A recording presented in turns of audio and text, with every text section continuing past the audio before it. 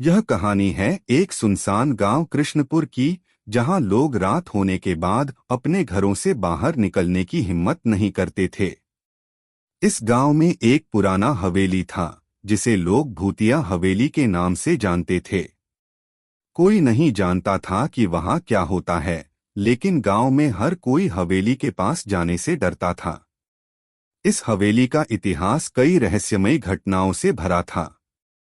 रघु नाम का एक युवक, जो शहर से गांव में कुछ दिन रहने आया था, उसने हवेली के बारे में सुना और उसके अंदर जाने का फैसला किया।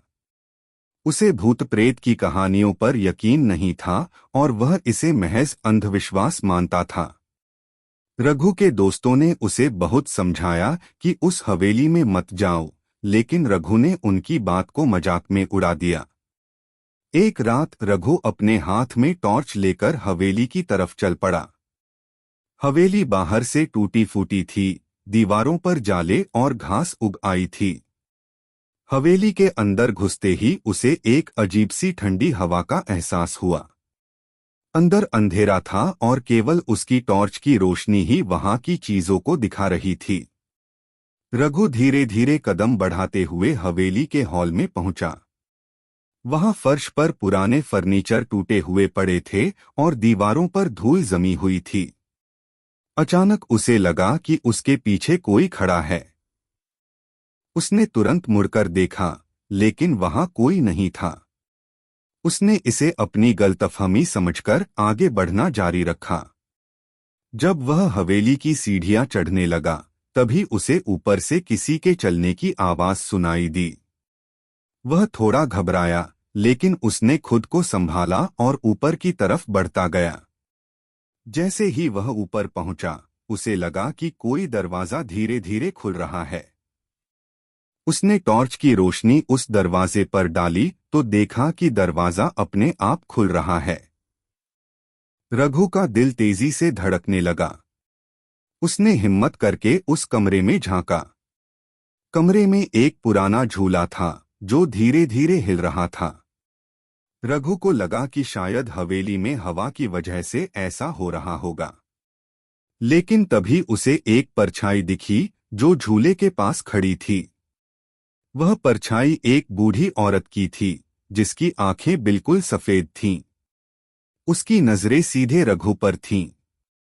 रघु के हाथ से टॉर्च गिर गई और उसके शरीर में सिहरन दौड़ गई।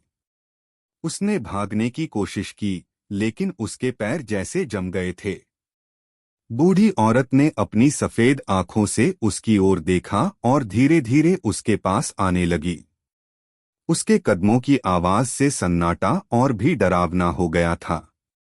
रघु ने अपनी पूरी ताकत लगाकर खुद को चलाने की कोशिश की और आखिरकार वह दौड़ पड़ा। वह किसी तरह सीढ़ियां उतरकर हवेली के बाहर पहुंचा। बाहर पहुंचते ही उसे लगा कि उसके पीछे कोई जोर से हंस रहा है। वह हंसी इतनी भयानक थी कि रघु का दिल जोर जोर से धड़कने लगा। उसने पीछे मुड़कर देखा, लेकिन वहां कोई नहीं था। वह बिना रुके दौड़ता हुआ गांव वापस आया और सीधा अपने दोस्तों के पास पहुंचा। रघु ने थरथराते हुए अपनी पूरी कहानी सुनाई। उसके दोस्तों ने उसे समझाया कि उस हवेली में पहले भी कई लोग गए थे और वे कभी वापस नहीं लौटे। रघु ने पहली बार महसूस किया कि जो कहानियां वह अंधविश्वास मानता था, उनमें कुछ सच्चाई भी हो सकती है। उस रात के बाद रघु ने तय किया कि वह कभी भी किसी अनजानी जगह पर बिना सोचे समझे नहीं जाएगा। कृष्णपुर के लोग आज भी उस हवेली से दूर रहते हैं।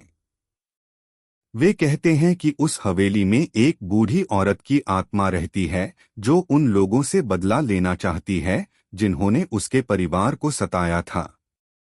गांव वाले अब रघु की कहानी को सबके सामने सुनाते हैं, ताकि कोई और उस हवेली के पास जाने की गलती न करे।